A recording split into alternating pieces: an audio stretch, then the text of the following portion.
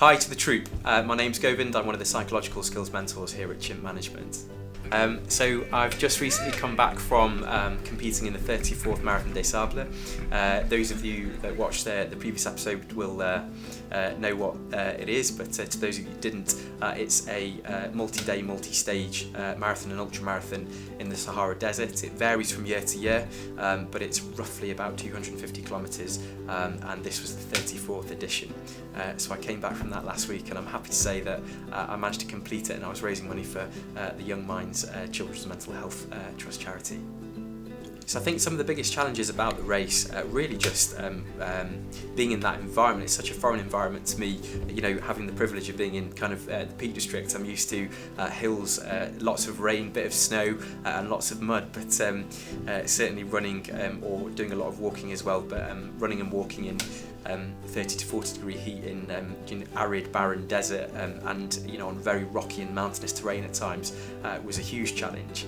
One of the biggest things that hit home for me was in the model we talk about truths. So truths are really understanding the realities of the world that you're in, and rather than getting frustrated with them, is accepting them for what they are, working with them, and then moving on. So the realities of doing this race are that it's very hot.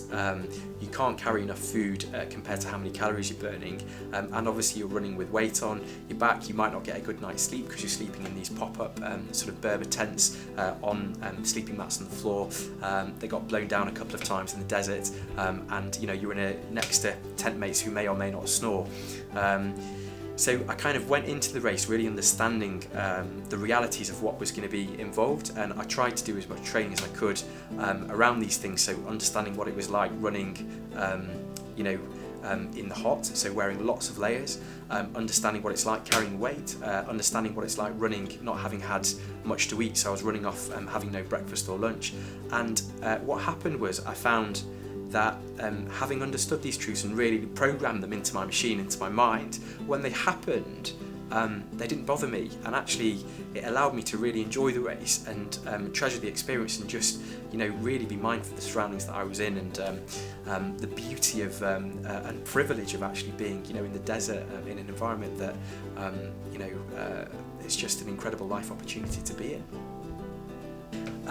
So I think the thing that I enjoyed most about the race was actually putting my phone away and really hitting home the impact of social media, text messaging, WhatsApps, and how being constantly available impacts our mind.